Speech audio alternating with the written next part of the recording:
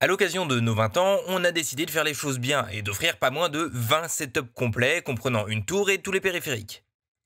On a décidé de te présenter les plus grosses, celles qui nous semblaient les plus intéressantes et qui font désormais partie de notre artillerie de machines livrée en 24 heures. Aujourd'hui, dernier et plus important des lots, la Legacy.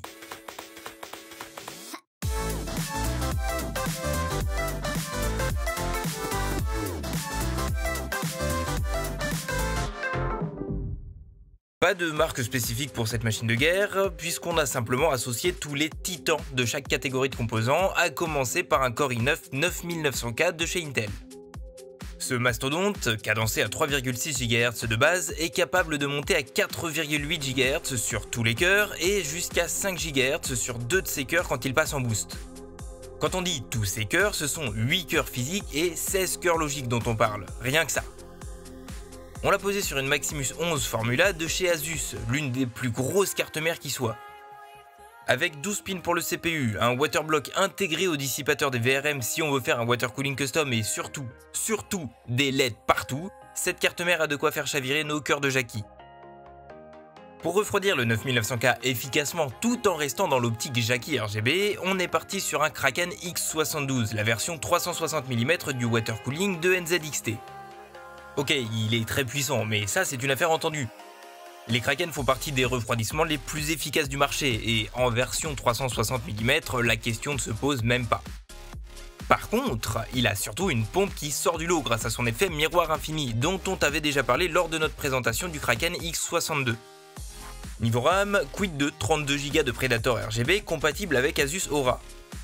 Si en plus les barrettes sont cadencées à 3200 MHz en case 16, leur ramage se rapporte à leur plumage et on a difficilement mieux en termes de performance.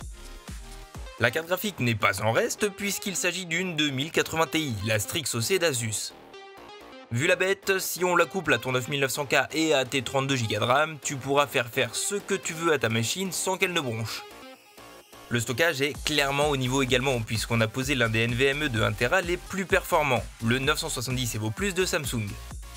Si tu n'as pas assez avec 1TB de stockage, on y a ajouté un Barracuda de 4TB, rien que ça. Et si avec ça tu manques quand même de place, tu pourras toujours rajouter d'autres disques puisque toute cette machine est montée dans un Evolvix de Fantex, boîtier qui accepte jusqu'à 10 disques durs. Le Evolvix, c'est basiquement un Evolve 20X, l'un des meilleurs boîtiers du marché, mais dont l'airflow a été amplement amélioré. Ah, et la marque a évidemment ajouté des LED à l'avant et le long du cache alimentation. Tiens, d'ailleurs, en ce qui concerne l'alimentation, c'est une Prime de 850 watts qui a été sélectionnée en version 80+ titanium. Le Evolvix donc, il a deux ventilos de 140 mm à l'avant pour faire entrer de l'air frais en son sein et un troisième à l'arrière pour faire sortir ceux qui ne seraient pas encore passés au travers du Kraken X72. Maintenant, si tu veux gagner cette dernière machine de guerre, comme pour ses 4 prédécesseurs, tu as jusqu'à lundi pour participer et si tu veux tenter ta chance pour la gagner, on a mis toutes les infos dans la description. Si cette présentation t'a plu, tu sais quoi faire pour nous le montrer, et si tu as d'autres questions ou pannes à résoudre, on est aussi là pour toi sur Twitter, Facebook, Snapchat et Instagram. N'hésite pas à nous dire en commentaire ce que tu as pensé de cet anniversaire, et nous on se retrouve dans une prochaine vidéo.